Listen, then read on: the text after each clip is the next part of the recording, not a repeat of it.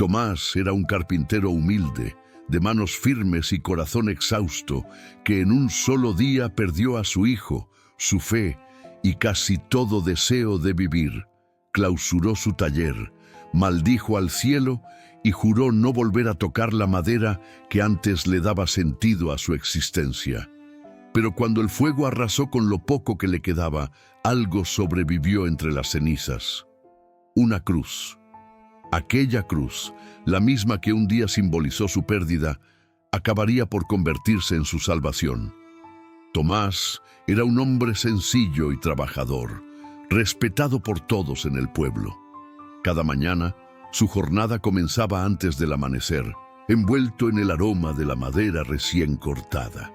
Solía decir que la fe no siempre se encuentra en las iglesias, sino en los lugares donde el alma trabaja con las manos.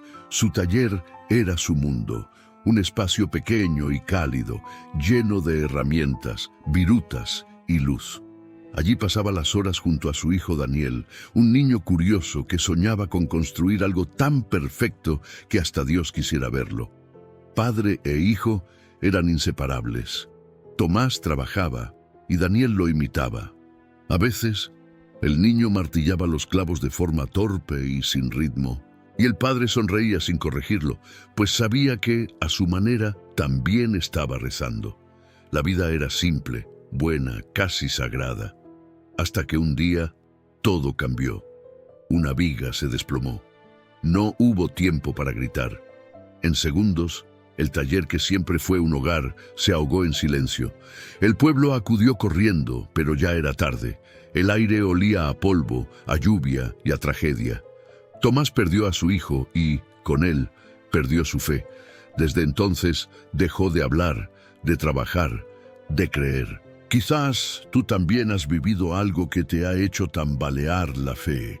Si es así, cuéntamelo en los comentarios, porque a veces compartir el dolor es también una forma de orar.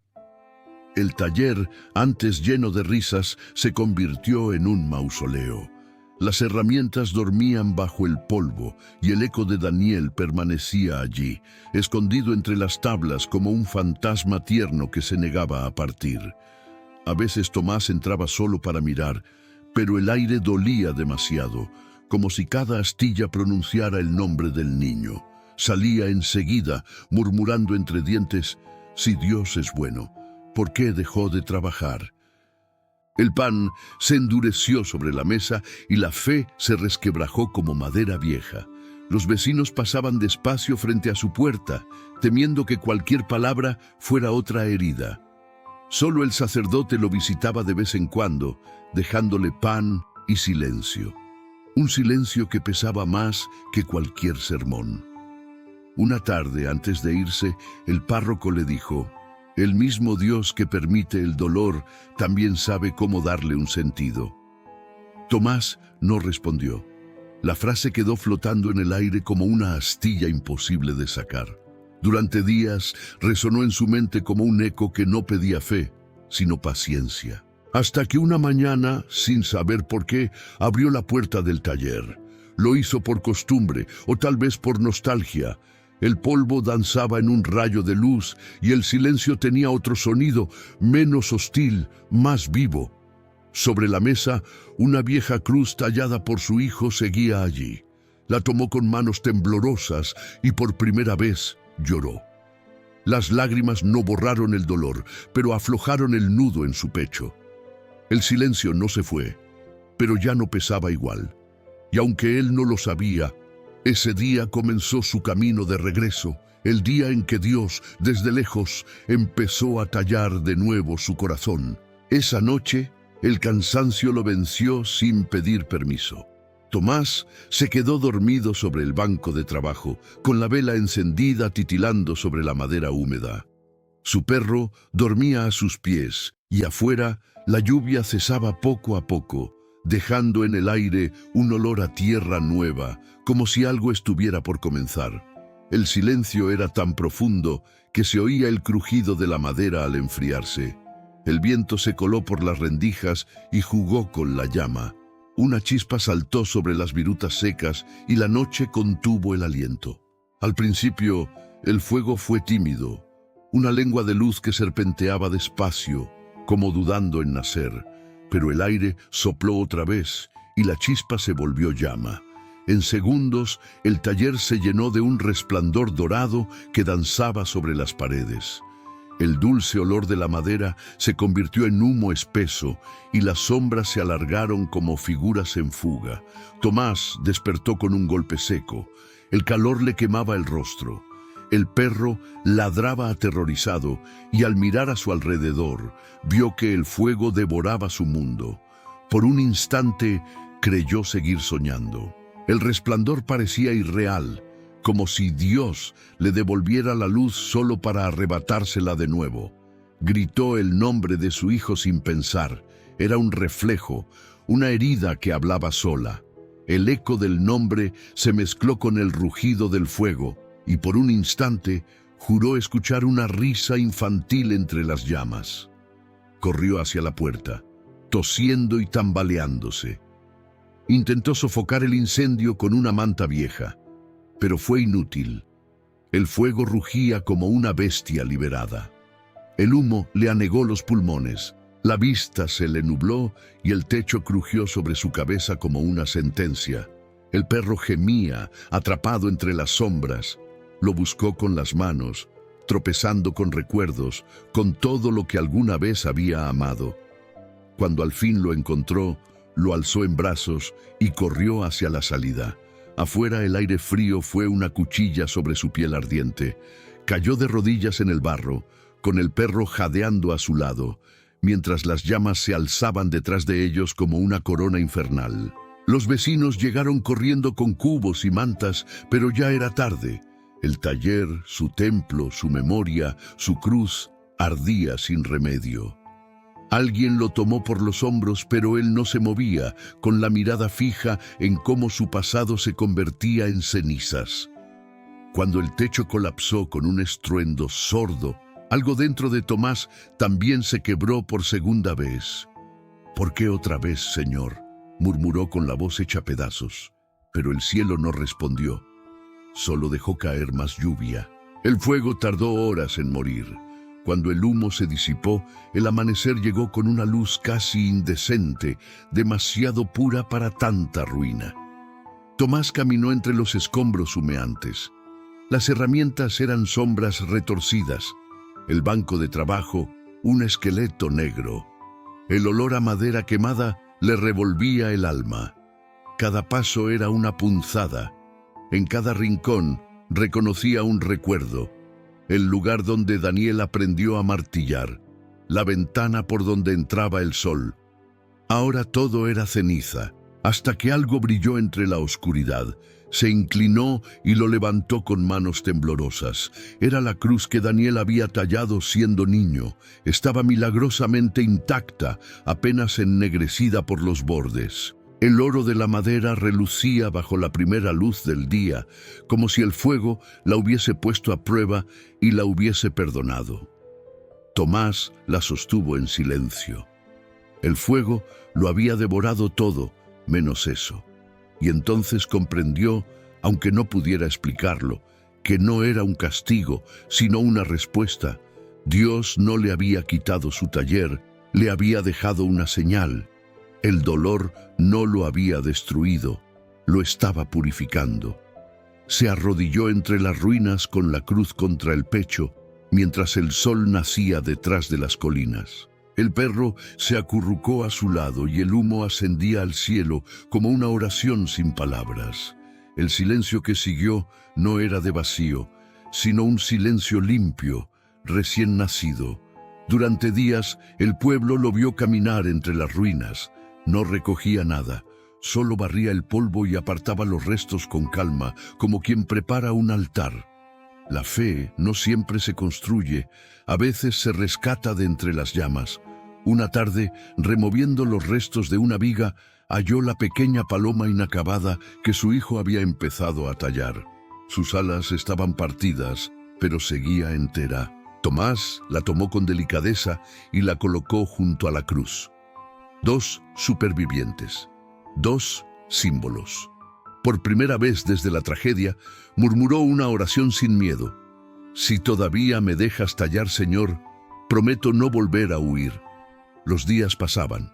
Algunos amaneceres lo encontraban sentado frente a una pieza de roble, sin tocarla, con la mirada perdida en sus vetas. Otros tallaba apenas unos minutos y se detenía agotado, no por el trabajo, sino por lo que removía dentro. Cada golpe del cincel abría una herida vieja. Cada viruta que caía era una lágrima seca del pasado. Era una lucha sin testigos, un hombre, una cruz y un recuerdo que dolía demasiado. Una tarde, al posar la mano sobre la madera, notó algo distinto. Donde antes solo veía dolor, ahora sentía calor. Comprendió que no era la madera la que se resistía, sino su propio corazón. La cruz ya no era un encargo, era un espejo. Fue entonces cuando comprendió que la fe se parece mucho a su oficio. No se trata de controlar la materia, sino de aprender a acompañar la forma que la vida o la madera decide tomar. El cincel no es enemigo de la veta, como el dolor no es enemigo del alma. Ambos tallan para revelar lo que ya estaba escondido dentro. Cada día algo sutil cambiaba. La luz del amanecer entraba distinta, más cálida. El perro volvía a mover la cola. Los vecinos dejaban pan fresco en su puerta sin decir palabra, como si el pueblo entero sintiera que algo invisible se estaba reparando allí dentro. Mientras lijaba el brazo de la cruz, vio una pequeña grieta en el centro. Intentó disimularla, pero la madera se negó a cerrarse. La miró largo rato y lo entendió. Esa marca no era un error, era el lugar exacto donde debía quedarse su herida. Cuando terminó de pulirla, la cruz brillaba con una luz discreta, casi humana. No era perfecta, pero tenía alma. Y por primera vez, Tomás sintió que no la había hecho solo. El amanecer llegó con un silencio solemne. Tomás observó la cruz terminada. El padre Andrés llegó temprano, se detuvo en el umbral y al verla, solo se quitó el sombrero con respeto. «No es perfecta», murmuró Tomás incómodo. El sacerdote sonrió. «Ninguna cruz lo es, pero esta fue tallada con lágrimas, y eso la hace sagrada». Cargaron la cruz entre los dos. Al colocarla sobre el altar, la luz de una vidriera cayó justo sobre el centro, iluminando la grieta. «Esa grieta», dijo el padre Andrés, «es el corazón del mundo». Tomás bajó la cabeza y una lágrima suave cayó sobre la base de la cruz. No era de dolor, sino de gratitud. El pueblo aplaudió en silencio, no en homenaje al artesano, sino al milagro de verlo de pie otra vez. El mismo hombre que un día maldijo al cielo, ahora le ofrecía una obra hecha con fe. Al salir, el sol lo cegó por un instante, levantó la vista y por primera vez en mucho tiempo respiró sin peso. Entendió que no había tallado una cruz, había tallado su propia resurrección. Desde aquel día, el taller de Tomás volvió a tener vida. El golpeteo del martillo, el roce de la lija, todo sonaba distinto, como si el lugar respirara al ritmo del perdón. Los vecinos volvieron a entrar, algunos con pequeñas reparaciones, otros solo a saludar. El taller se llenó de aprendices, de risas y de olor a pino fresco. Y sin darse cuenta, Tomás les enseñaba algo más que carpintería. Les hablaba de paciencia, de fe y del arte de no rendirse cuando un golpe no sale limpio. El pueblo, que antes susurraba con lástima, ahora pronunciaba su nombre con respeto. Ya no era el viudo del taller, sino el hombre que hizo hablar a la cruz. Él solo respondía con humildad. Yo no la hice hablar, solo aprendí a escucharla.